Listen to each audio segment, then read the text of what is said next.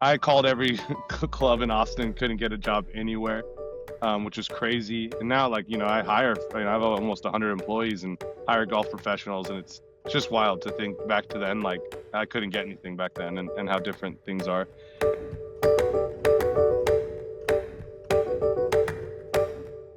Hello, welcome to EdTech Leaders. Today, we're pleased to welcome Mac Todd, the founder and CEO of UGP. Mac teaches performance golf training. Is that a good way to explain it? Just tell us what UGP does. Yeah, absolutely. Yeah. UGP stands for Urban Golf Performance. It is sports performance for golf. It is like joining a college golf team and getting the experience, no matter what level of golfer you are, getting the experience that you would get for elite player performance. So even if you're just learning to play the game, we're looking at how to stretch for golf, how to train for golf, the right equipment, um, the instructional component, all of the aspects of player development and the golf psychology, all under one roof. So we have physical training centers with about 14 to 16 employees per location.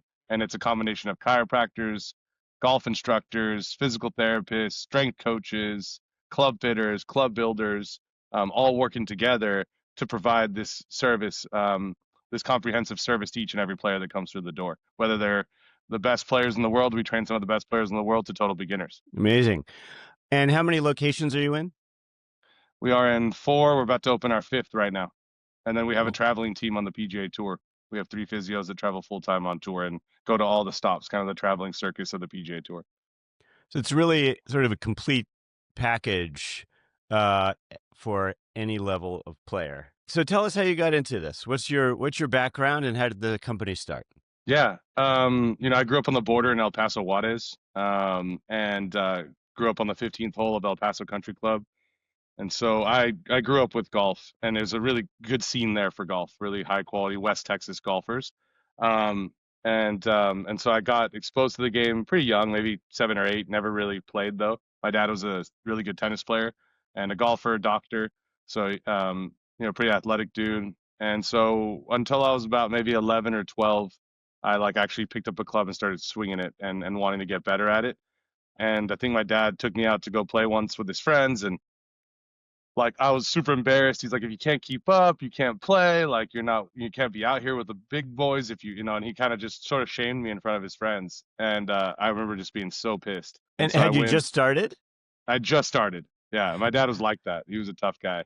Uh, it's growing up in the 80s is a different deal than these kids these days. Yeah. Like my kids, I've been cultivating my sons since they were little babies in every way. But for us, it was more like, uh, this guy saw George W. Bush speak at the Walker Cup recently, and he's talking about his grandpa, and he said, my grandpa was one of those guys that, kids are, it's good for the kids to be seen but not heard. Mhm. And he said, said the quote in front of all these people. And so I think a different time. And so, yeah, so I had to prove myself before I could be welcomed in and not really get cultivated and developed by my dad. So I think at 11 or 12, I had that kind of experience, and I just pissed me off. And there's something good about it because I got so frustrated. I'm going to get so good. And by the time I was 14, I beat him the first time. He's never beat me since. Well, So so you I could went, easily have quit, right? But you for decided sure. instead you decided to get better. That was my personality, and it still is. And so there was a fire in me, and I went out there and I got better at the game. I fell in love with that. I found my identity through the game of golf. Like I said, I grew up on the border, so my dad was a public health doctor. He actually built the largest open air tuberculosis clinic in the world, so pretty prominent public health official and physician. And so I got to grow up around interdisciplinary like public health and seeing kind of radiologists work with pediatricians, work with the state department. And so I was lucky enough to like sort of see that kind of business, and it inspired me like just to go into it. And I was junior club champ. Not very many people can say this, but I was junior club champ at El Paso Country Club and Juarez Country Club. So and so it was only half hour to the Juarez Country Club. My dad was a member there as well. So I had just a cool experience, man, like kind of international experience. 3 million people in Juarez, 1 million people in El Paso. So this really like crazy border, and and also around golf. And I had PGA Tour players that El Paso Country Club was their home. Rich Beam, who won a major championship, beat Tiger Woods down the stretch, and JP Hayes were resident golf pros at my club. So I got to see kind of what it took and what their practice schedules were like. And then I went to IMG in high school, in my junior year in high school, and lived in Bradenton, Florida, which is like the mutant academy for athletes, and kind of like and so you get kind of the whole thing. We had physio, we had strength and conditioning, we had all that different stuff. And it was like joining a college golf team in high school. So for those who don't know, IMG is a golf school. Is that right? Yeah, exactly. It's changed a lot in the since 25 years since I went there, but and it's gotten much more robust. But back then it was just tennis, golf, maybe lacrosse and basketball, and now it's all sports. And we had to get bused to different schools. Now they have the school all on campus. So it's really evolved a lot in 25 years, and it's become a powerhouse. So there was a lot I learned there, and a lot I learned about. I got burnt out from golf there, so a lot I learned about instruction and training and all that, and specialization and things like that. So I got exposed to a ton there, and ended up playing college golf still, um, and then I was pre-med in college and didn't go to med school, and then the whole story about building the company kind of got going from there. So at some point you made the decision not to continue as a player with golf, like professionally, or not to go that route and to do business. Was that just a natural decision? You'd been exposed to business through your dad, you knew about teaching, or was that really a tough decision? Tell us about that. Yeah, so well, I went out and I after college, I moved out to LA. My sister was finishing at USC, so I kind of went out there. I'm like, I'm gonna go play the mini tours and base myself out of LA.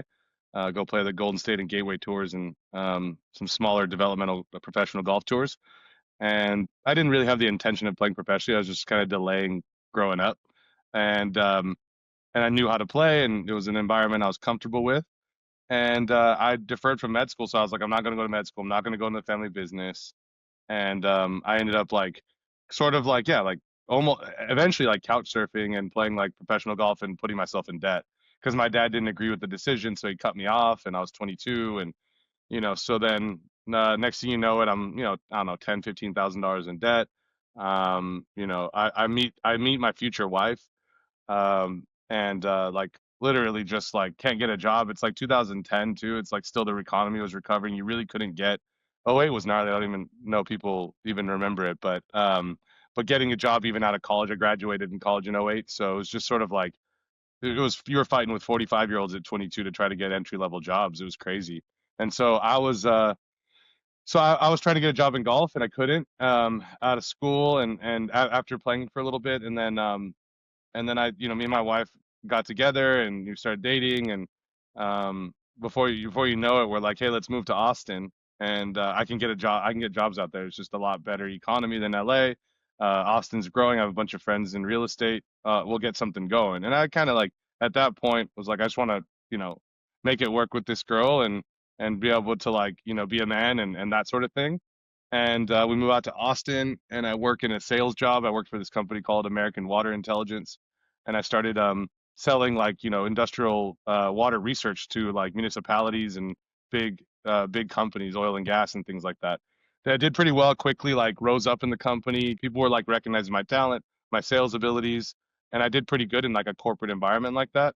But I was pretty like bummed out, like not doing what I wanted to do, like missing golf. And so my wife, she gets pregnant. We're in Austin, and I'm making decent money traveling for this job a little bit, suit and tie every morning. And she tells me, she's like, why don't you don't seem like you're not happy doing what you love. And so I said, golf's pretty tough. Like it's pretty hard to get into the industry. Like you're gonna like especially like not already being into it, not being a PGA professional. I have to go like be an assistant pro and fold shirts for 7 years before you can even teach golf or be in a position where I'm in any sort of leadership position. It's gonna be a pretty grindy road and it's pretty low pay. And she's like, you'll figure it out. Like go do your thing. And so I called every club in Austin, couldn't get a job anywhere, which was crazy. And now, like, I hire, I have almost 100 employees and hire golf professionals, and it's just wild to think back to then. Like, I couldn't get anything back then, and how different things are. And so then I end up going. I end up actually like getting into this club, Barton Creek. It's like was the largest resort in Texas, and went in there and like acted like I had a meeting with the general manager. Gave him my whole story, and he's like, "Listen, I can give you a job in the cart barn, like outside services, washing golf carts and like staging them and then carrying members clubs to their cars. And but he's like, it's gonna be like minimum wage, like 8.50 an hour. Like, like you already have a job, you have a baby on the way. Like, do you really want to do this? And I'm like, yeah, I'll take it. I'll just take it. And so Wow. I took that job and was working with like 19-year-olds. And then I got another job, leveraged that job to get another job in golf. So then I had three jobs in the golf industry around Austin. And I was working about 100 hours a week, and my wife was finishing college up in Round Rock, about 30 minutes north. So I would drop her off at Starbucks at like 5 in the morning before it even opened.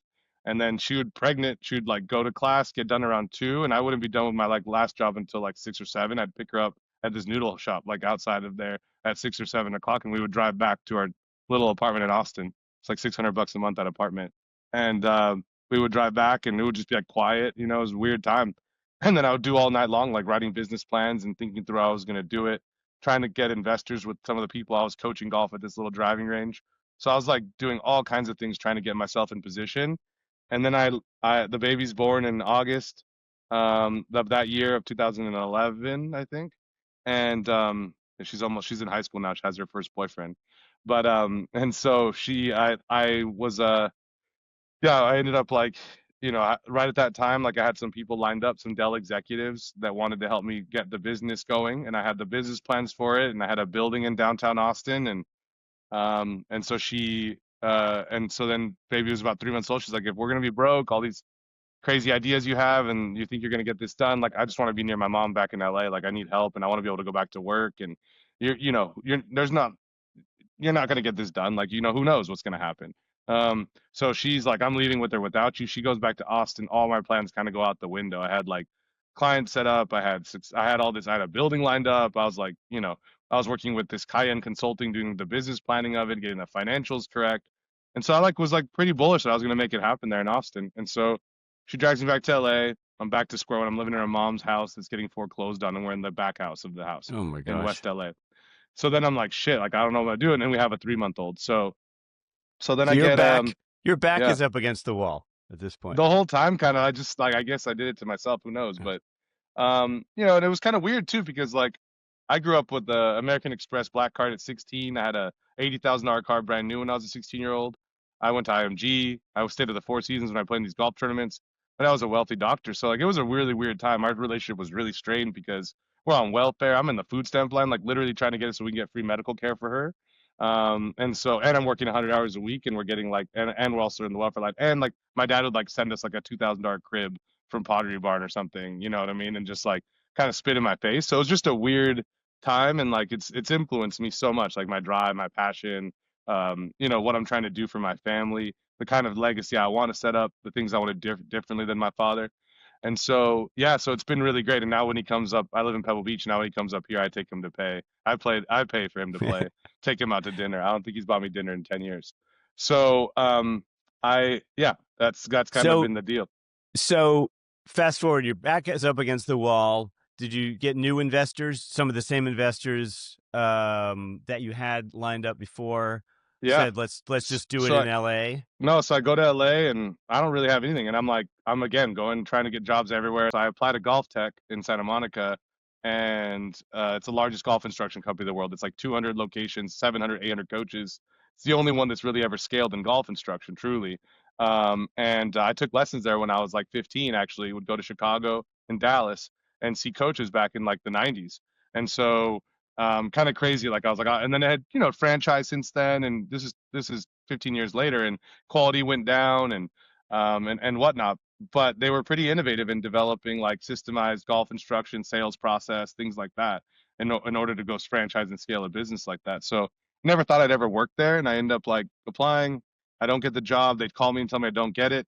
And then they call me about a week later. They're like, actually, the guy that we gave the job to was from London. He had visa issues, and he also got testicular cancer, which I don't think they were Oh supposed to no. tell me that.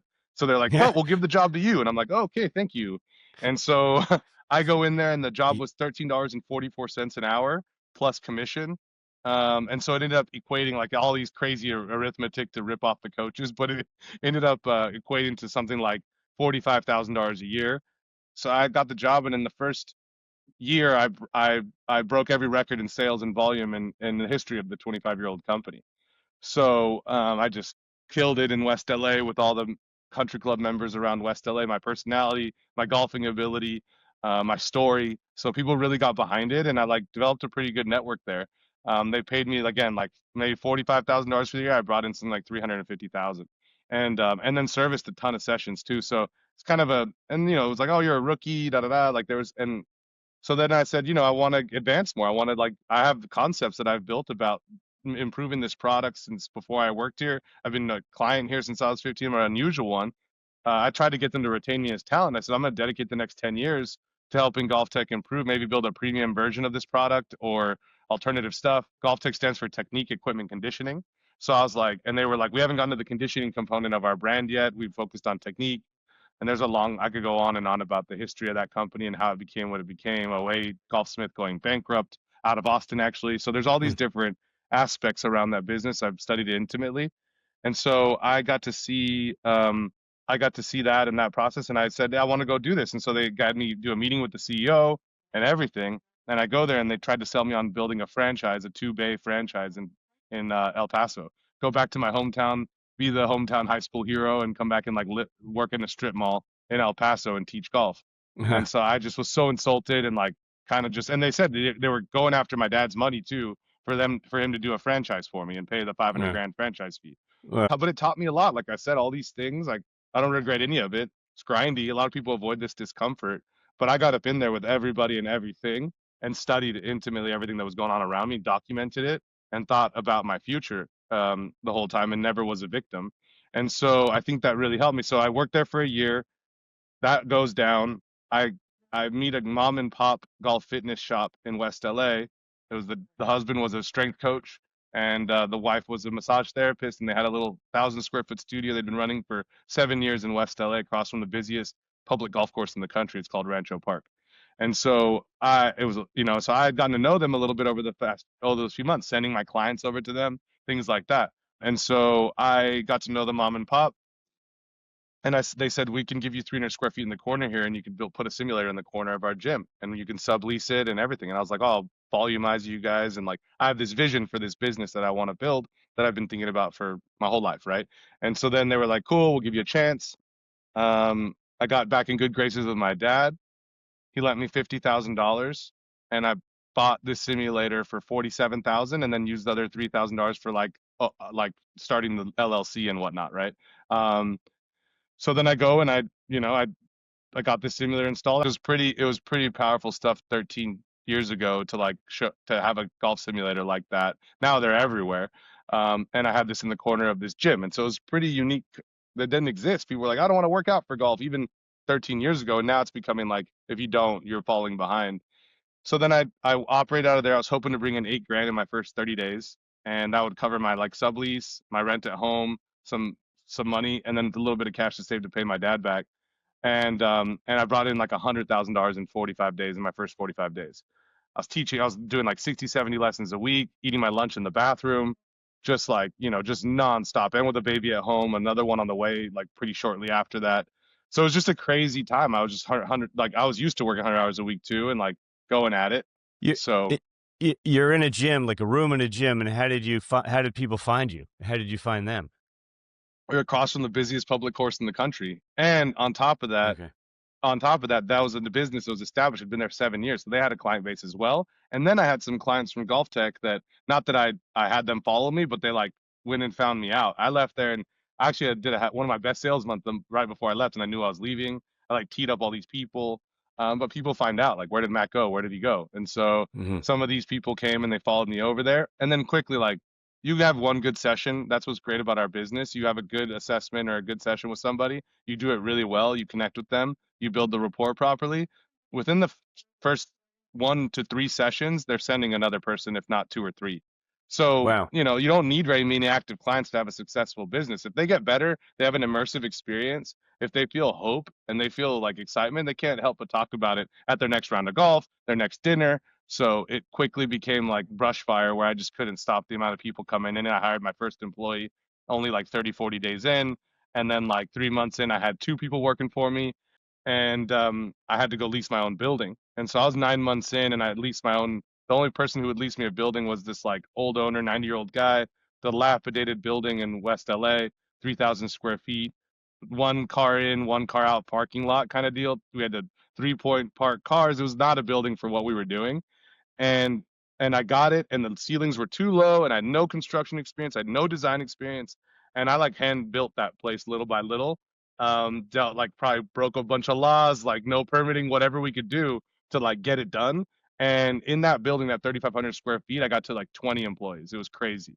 In the little box, like parking cars, famous people, Pete Sampras rolling in, like all these celebrities, like just like trying to park their my box like 7 different turns, like just wild stuff. And then in that location, I got to a place where it had grown significantly. And Blake Mykoski, the founder of Tom Shoes, famous entrepreneur, came in, fell in love with the business. I actually went to college with his little brother and knew the family. And I had friends who had worked for him because I'm from Texas. And he went to SMU, was a tennis player, and he fell in love with the business. He had been coming for like maybe 3 months. One day I go to grab his bag out of his car. He's like, "Man, you look tired. Who are you? Like, are you a coach here?" And I'm like, "I'm actually the founder." And he was like, "Oh shit." Like, and then he was like, "What's your story?" And then he was like, "I want to get to know you." And then he invited me to Tom's headquarters. He had just sold half of Tom's for like $400 million. He valuated at $1 billion, and fell in love with UGP, fell in love with my story, and then had me over to the office. I show up. I thought it was going to be like a mentorship session, just him and I, whiteboarding and stuff like that. And I show up and there's like, a bunch of people in the room. It's a pitch. It's like a Shark Tank pitch. I had no idea. And for the next hour and a half, I like told my story. He bit his nails. I You're biting his nails and spitting them out, feet on the table. And then by the end of the deal, I was like, okay, I don't know what the hell that was. I left. He was like, thanks. He put his surfboard on his shoulder and he's like, I'm going on a surf trip. The other That's teams, I hilarious. kept So you grilling did me a for 10 minutes. pitch. Yeah, You I had didn't no know you idea. were going to do a pitch, No, and well, same you pitches couldn't I'm giving you right now. you couldn't get Yeah. nervous about it. It was just, Mm-mm. what's your story? You just told your Yeah, story. I just told him my life story pretty much, like I'm telling you. And so then Blake falls in love with the brand, and we leave, and I'm like, I don't know, was that a pitch? Was that an investment meeting? What the hell was that? So about 5 days later, I get a call from one of his consultants. He's like, Blake wants to do a deal. He wants to give you $3 million, have you take $1 million off the table, and he wants to be your partner, and he wants to like do this thing with you and scale it all over the world. And I'm like, holy shit, this is unbelievable. And let me think about it. I fought for like another percent or whatever, but I was also like, shit, dude, I'm in debt. Like, can imagine like 20 employees, like having to keep up with it. I was a couple hundred grand in debt, like American Express loan, like whatever I had to do to keep the lights on and keep it rolling. So I got in there with them. We did it.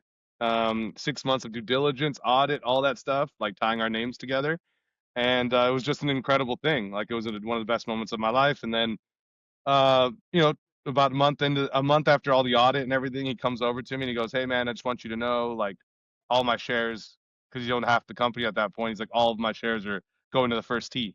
They're going to go to this nonprofit that helps youth get into golf and through these core value systems. It's one of the largest junior nonprofits in the world around the game of golf, kind of like the Boys and Girls Club and things like that. And so mentorship after school programs in schools that can't afford PE and art and things like that. The first tee can be the supplemental program for them. And so it's pretty amazing. It started in 99. And so he's like, we're going to help kids learn the game, and it's going to all tie to how we train our employees, and just amazing stuff. And so, we cried it out, expanded the company, added another location. And then COVID hits, life goes upside down.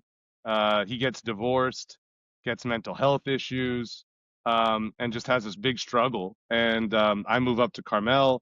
We keep expanding, and I got to buy him out because it just is like he's not doing well at all. Suicidal, all kinds of things going on for him, like founder, just sad stuff, just kind of really, really tough. And so I Mm. became kind of his confidant, mental health support. My dad also got like suicidal at that time, so I was like dealing with COVID, a new baby. So I had 3 kids at the time, company closed. My mentor and my father both like talking about suicide, like just crazy shit. And so that was a battle those years in COVID. We built a house up here, just crazy stuff, and we've just continued to expand and expand. I bought Blake out, then I brought in one of the founders of Guggenheim, one of the 3 founders of Guggenheim. One of the ones just bought the Lakers, Mark Walter, and he owns the Lakers and the Dodgers and stuff like that. So one of the other founders is one of my investors now too. And so we have just superpower behind us now. Now we brought in some New York kind of private equity money. I still have majority control of this business. Like, I don't know how after 12, 13 years I'm still standing, and I'm still married, and I have a junior golfer that's 11, and he's, one of the best junior golfers like in the country, like for his age, and is playing and competing at a national level. So I'm just feel super blessed, and I feel just as motivated as that kid against the wall in my mother-in-law's house that was getting foreclosed on. So it's been a crazy ride. Incredible. Amazing grit, resilience, some luck, and the power of golf of attracting more people because of just being happy with what you're providing. Totally, Um, totally. And in it's the very middle cool. of all that, like right before COVID, like 2018, 2019, like when that was going down, as things were heating up with Blake and whatnot, we started training the men's UCLA golf team, and they had dropped to like 130th in the country. We started doing all their strength and conditioning, and so they'd come in 4 times a week. We're right next to Westwood. They'd come in and do their workouts there, and they had won the national championship in '08, and they had dropped to like below 100 in the country. And so we started training them. I got to know the coach really well. 4 times a week, the boys were coming in.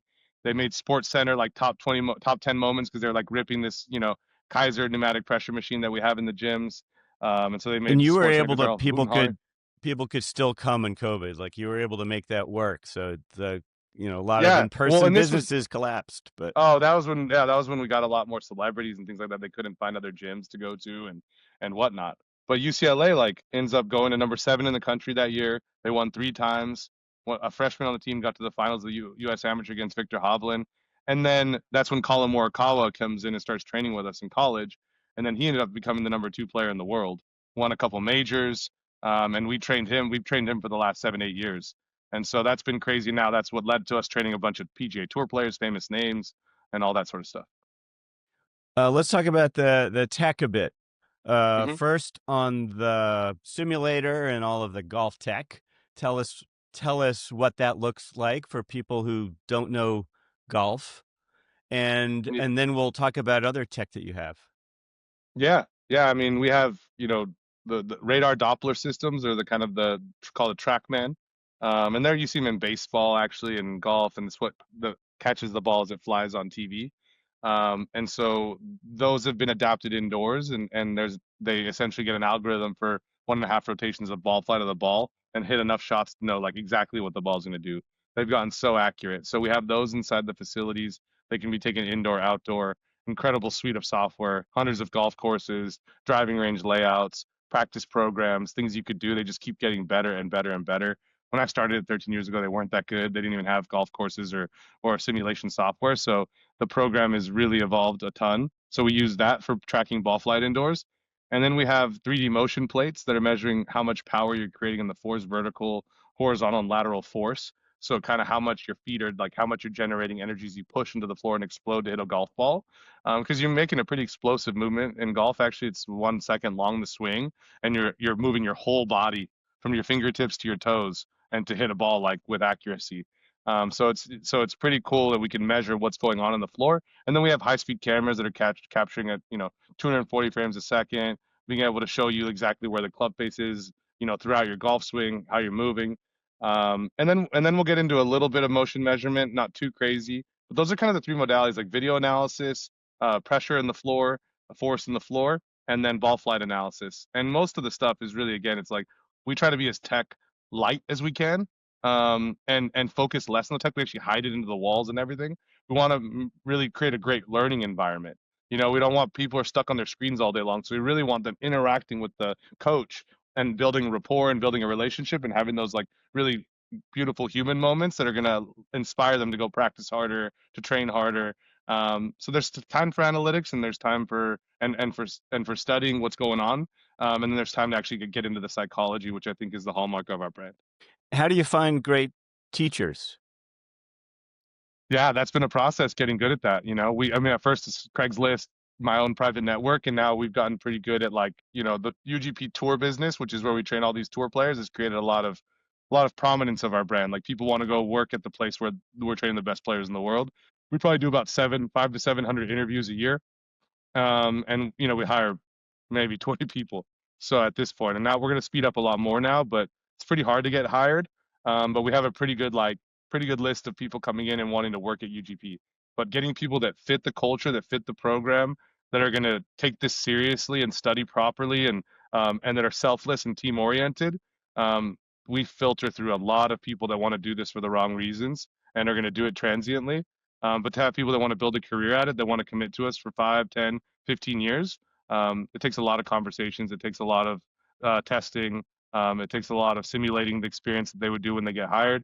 And and we typically, if they don't work out, if they don't fit, we want to figure that out in the first 3 weeks, even after a battery of tests and interviews and everything. Once they're in the environment, we can tell quickly whether or not it's going to work. And then once they make it past, our retention is pretty high because we provide a really great working environment, a very dynamic experience. The brand has extreme promise. So once they get through it all, they love the brand, and it improves their lives all around. They get like much more fit and healthy and connected, and they're more leadership mindseted at home. So I really love that's what I love most about the product is that yeah, we're helping these customers, but what I feel like I'm helping out more than anything else are my teammates now, and they're starting to really get the benefits of what this lifestyle can provide. What's your total staff size among I think we're all about just a little over 80 right now. the okay. And was that a big learning curve for you? I mean, you started out, you're doing everything yourself and you have to hire, manage. Was that a struggle? Did it come naturally? It's still like that. I mean, it's still a constant learning experience. We're in the human experience. I mean, I'm 40 years old, so for me, I feel like in order for me to become a great golf coach, I told myself this when I was in my mid 20s. I was like, if I want to become a great golf coach, I need to put in a good 20 to 30 years before I can consider myself an expert. By the time I'm 50, 55, I've seen enough things. I've failed enough. I've had enough like successes to be able to have context. Um, Although I'm energetic and dynamic at 25, like in order for me to be a wizard of this, I need to do this for 30 years. So I shifted out of becoming an expert golf coach in my mid 20s, and I shifted into becoming a business, CEO. And as a founder, it's like you're a bit of a spiritual guide for the whole business. You're the heartbeat of it all. So I feel like for me, like I'm now been doing that, what, 10 years or something like that, 10, 12 years. And so I feel like I'm an adolescent in that way. I'm still kind of like a 15-year-old with some talent, with some skill, and some experience now. But I'm so young. I mean, I'm still just getting going. To think that I could understand, human dynamics and like the sociological components of this thing so well by then, would be naive. And so I feel like I have so much to learn. So I think that's probably like one of the biggest ways that we've gotten better and how we're able to process all this stuff is actually we just have beginner mindset. We don't ever look at ourselves, even though we're the leader in our category. I mean, we are the largest golf performance company in the world. We're the second largest golf instruction company in the world. Built it from nothing. I have a lot to be proud of, a lot to be kind of almost cocky about. But at the same, and I do feel proud. I do feel like confident. And I do feel bold and everything. But I also feel like extremely humble about the whole thing. And I think in order to deal with people and deal with them the right way, humility is the best thing. So I think consistently going back to the drawing board and thinking how can we train people better, how can we hire better. It's just an everyday process. So I think it's kind of like you're either dying, you're flatlining, or you're growing. And so if you're growing, you're learning, and that's all we stay with. Cool. Let's talk about growing. Where do you want to go and how are you growing? You've talked about word of mouth. How else are you scaling? Yeah, I mean, we opened our first out-of-state location. That was a big deal. We're about almost, year and a half or something, maybe even longer, into Austin, Texas. So that was my first out-of-state location. It was cool to bring it back 10 years later to Austin, where that whole story started. Like literally half a mile from the hospital where my daughter was born. So it felt like pretty, vindicating to do that. When I took her there on a trip, actually, we had a couple like teary moments where I talked about drive and passion, motivation, trying to provide a good life for her. She goes to one of the best high schools in the country now. Like she's just like, it's just like so. Just to explain to her like what it was like and what I was thinking at that time. Drove her around, told her how I got into a fight with her mom about ordering shrimp instead of chicken because we were so broke. So, um, but yeah, so we opened Austin, yeah, about a year and a half ago, and it's done really well. We train the UT men's golf team there, so it's really like going into these new markets and building the relationships. Being friends with the UT men's golf coach, he's one of the most powerful people in golf in Austin.